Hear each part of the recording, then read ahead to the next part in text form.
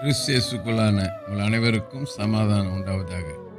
இன்றைய தியானத்திற்காக எடுத்துக்கொள்ளப்பட்ட வேதவசனம் வெளிப்படுத்தலாகவும் 21 அதிகாரம் 8 வசனம். பயப்படுகிறவர்களும் அவ்விசுவாசிகளும் அருவருப்பானவர்களும் கொலைபாதகரும் விபச்சாரக்காரரும் சூனியக்காரரும் விக்கிரக ஆராதனைக்காரரும் பொய்யர் அனைவரும் இரண்டாம் மரணமாகிய அக்கினியும் கந்தகமும் எரிகிற கடலிலே பங்கடைவார்கள் என்றார். இல்லையா? இங்கே நரகத்தை பற்றி இங்கே யோவான் ஆத்மத்தீவில் இருக்கும்போது அந்த தரிசனத்தை காட்டுறாரு. ஆகவே மத்தியில் வாசிக்கும்போது நரகம் ஒருபோதும் மனுஷருக்காக உண்டாக்கப்பட்டது அல்ல. எண்ணில் வச்சுங்க, சாத்தானுக்காகவும் அவருடைய தூதர்களுக்காகவும் ஏற்படுத்தப்பட்ட இடம் தான் நரகம். சாத்தானை யாரெல்லாம் பின்பற்றி போகிறாங்களோ அவர்களுக்கு தான் நரகம்.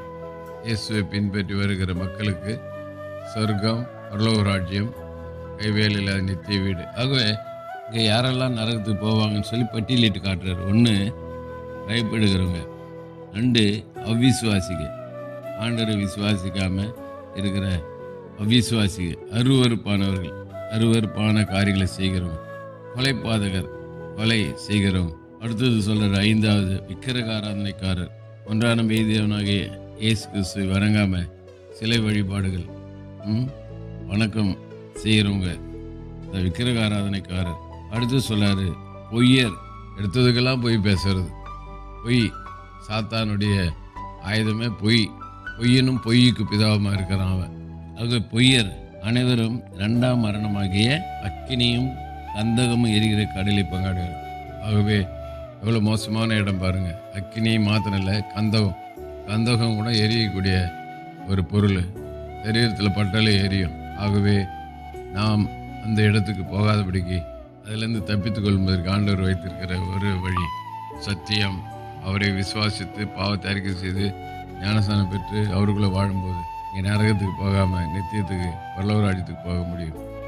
இந்த எச்சரிப்பின் செய்திக்காக கற்றுக்கு நாம் நன்றி சொல்லுவோம். ஒருவேளை இந்த லிஸ்ட்டில் யாராவது நாம் இருப்போமானால் அதிலிருந்து விலகி விட்டு கத்தருக்கு பிரியமாய் நடப்போம். கத்த நம்மை ஆசீர்வதிப்பாராக. செபிப்போம். நேசிக்கு நல்ல தகப்பனே, நாளுக்கு கொடுத்த நல்ல வார்த்தைக்கு நன்றி.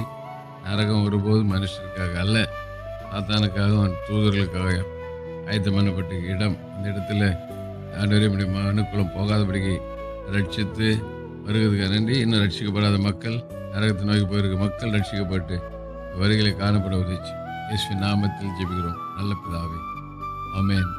நம்முடைய கர்த்தரும் ரட்சிகரமாகிய இயேசு கிறிஸ்துவின் கிருபையிலும் அவரை அறிகிற அறிவில் வளருங்கள். அவருக்கு இப்பொழுதும் என்றென்றைக்கு மகிமை உண்டாதாக. நம்முடைய கர்த்தராகிய இயேசு கிறிஸ்துவின் கிருபை உங்கள் அனைவரோடு கூட இருப்பதாக. ஆமென், ஆமென், ஆமென்.